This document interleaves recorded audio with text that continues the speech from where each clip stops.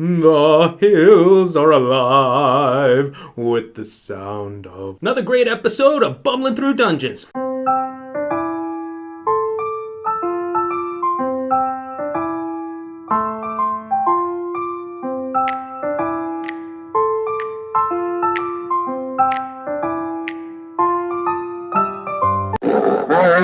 Hello everyone, Mark Wilson here. Welcome to Bumbling Through Dungeons, where today's topic is music. So a lot of DMs use music in their games, and I am one of these DMs. So we're going to talk today about how to incorporate it into your game in a way that adds to your game, and in ways that don't detract from your game, because music can quickly become something that does detract from your game if you're not careful. So, question the first, do you need music in your game?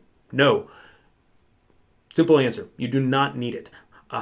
You can, and in certain situations, I would think it would actually be less than desirable to have it. And I'm talking about anything in a public location. So if you have to go to a game store where there are other people milling about and playing games, and that's where you have your game group, or if it's in the back room of an FLGS, something like that. Or if you're playing a convention game and you're surrounded by other tables of people playing, obviously music is going to get drowned out. It's going to be a distraction. It's not going to add to your experience. So what we're talking about is sort of the private home games where you have a chance to add music that is going to increase the ambiance. It's going to add to the aesthetic that you're trying to create in your game. Now, if you look on the internet long enough, you will find people of every opinion on this. Those that use music not at all, and those that have gone really far down the musical rabbit hole to create an experience for their players. And if that works for their game, great.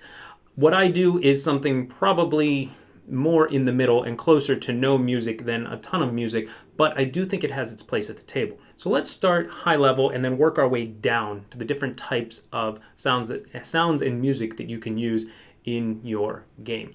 So at the highest level, we have music as background noise, just ambiance. Ambiance? I don't know.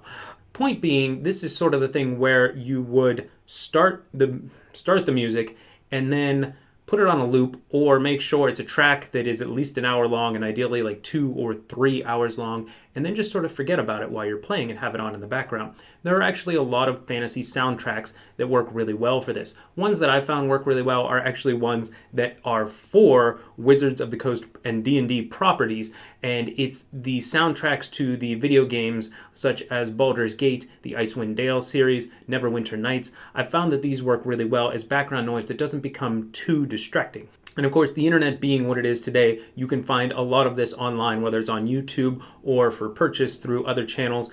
And it is something where there's a robust community around people who want and use music as background in their games. So some other soundtracks that I've used before, music from the Fable games, I think work really well. Occasionally I'll find a movie soundtrack that works well, but a lot of those I think are a little bit too bombastic. So for example, one time, without really thinking about how it was going to work at the table, I just started the Return of the King soundtrack, which I own, and figured that it would be fine. I mean, Return of the King, that's high fantasy, classic stuff. How could it not work at the table? But there were a lot of points where the music swelled to such a level that it was actually distracting. I started to notice the music, but then if I turned it down during the big swells and the big crashing crescendos and things like that, then during a lot of the other moments, you really couldn't hear the music. And so there was no real happy middle ground for the level that I wanted at the table. So I learned the hard way to listen and figure out what's going to be good at your table before using it. The other thing that's adjacent to this that acts as sort of ambient background noise is ambient loops.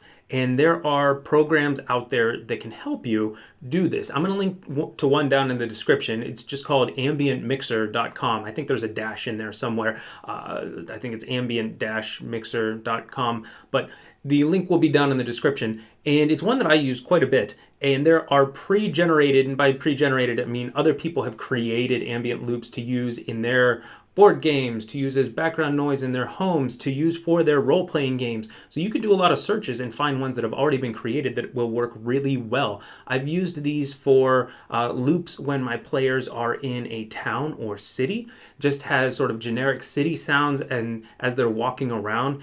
And I've used it in tombs, I've used it in underground locations, I've used it in watery locations like on the sea. And you may have to tweak some of the ones that exist on the site to make them your own. And oftentimes what I find I end up doing is I have to eliminate some of the sounds that can be a little bit more distracting. So there might be a nice loop that creates a nice ambiance of, an eerie soundscape for when the players are going down into a tomb. But then once every minute or so, there'll be this giant monster roar. And while that can be great if it happens, say, once every 10 minutes, if it's happening too often, it becomes a distraction. So there are options within the ambient mixer template to say turn off that monster roar or to set it so that it only happens once every 10 minutes, not once every minute. There are other tools that are similar to this. That's one that I like, but you can also find and you can do searches for on YouTube simply for ambient background noise for role-playing games, and you'll find a ton of great stuff on there. I use a lot of these pretty regularly, again, for towns, for battles, for forests, for travel. There are a lot of great mixes that have been created using natural sounds by people for the explicit purpose of using in their role-playing games. So usually what I'll do is I'll have 2 or 3 of these queued up in a particular session. So say they're in a town or city. I will have my ambient loop set up for the town, and that'll play for however long that lasts, maybe the first hour, hour and a half of play. And then maybe they leave the city to go on their quest, and there will be some generic fantasy music that I'll play during that time. And then, say they get into combat, they enter an encounter. As soon as that happens, I'll switch to another track, and it's a more combat-oriented track. Now, I've found that combat tracks can be a little bit more bombastic, and it works with the setting at my table, but there's still a limit past which it's too distracting. So I have to be careful with that. And again, there are some nice battle loops that have been created on YouTube. If you do searches for them, you'll come up with quite a few that you can use in your own game. So this is something that I am actively managing during a session, but I'm only having to manage it 2, maybe 3 times. So it's every 45 minutes or hour, hour and a half, depending on how long certain scenes and certain parts of the session last. There are sessions where we don't get into combat at all, so I won't use that. So maybe I stick with the generic fantasy soundtrack for the entire time. Or maybe they have an extended sequence in the town and we just have the town loop the entire time. Eventually it becomes something that you're not even hearing. It's just part of what's going on in the room. So you're not actively listening to it. It just becomes part of the game. And I think that's ideal, where it's complementing but not distracting from the game. But your mileage may vary with this. Some people do exactly what I'm describing and it's a distraction at their table. And in that case, I would say don't try to force it, just don't use music.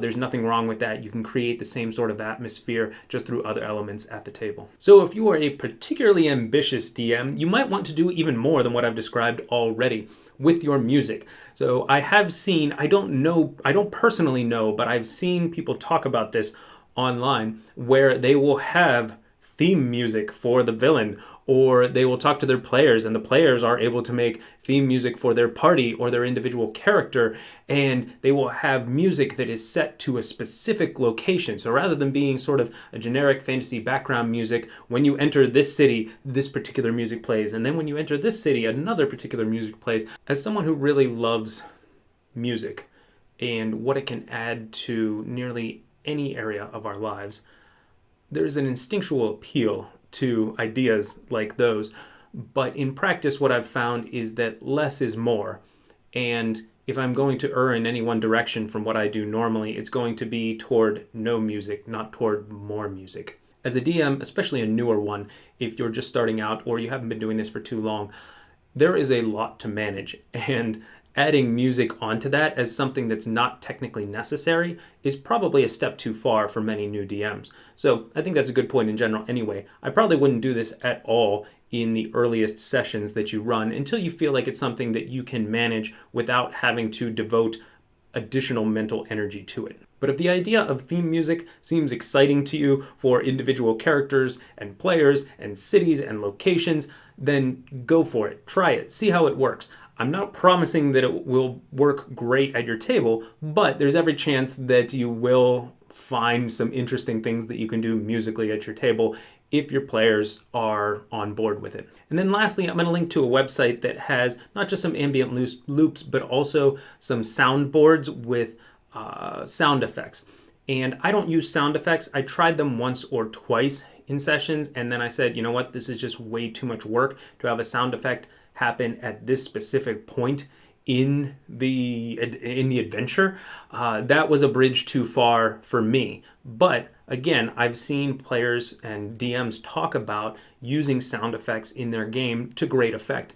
So I think, again, less is more with something like this. So I would try to find the most important places to add a very particular sound effect for your players that might enhance the experience. I wouldn't overdo it, both for your own sanity and for the fact that that can become distracting, again, if you're doing too much of it. So beyond the soundboard website and the ambient mixer website, I'm going to try to pull a few of the websites that I've used for music or YouTube channels as well, and put them down in the description so that you have a lot of resources that you can go check out for your own games. But there's a lot more out there that I won't be able to link to. So if it is something that interests you, I would encourage you to explore on your own and find things that are going to work at your table. So that's all I have on music. I hope you got a couple ideas that you can incorporate into your game, or this video made you decide, you know what, I don't need music in my game, which is a perfectly valid conclusion as well. Down in the comments, let me know what music you like to use, if there's a soundtrack you think I missed, if there is a YouTube channel that I might not be aware of. I would love to hear it. I love collecting these types of resources so that I have more to work with at the table, and hope you got a few ideas here. Otherwise, I will see you next time.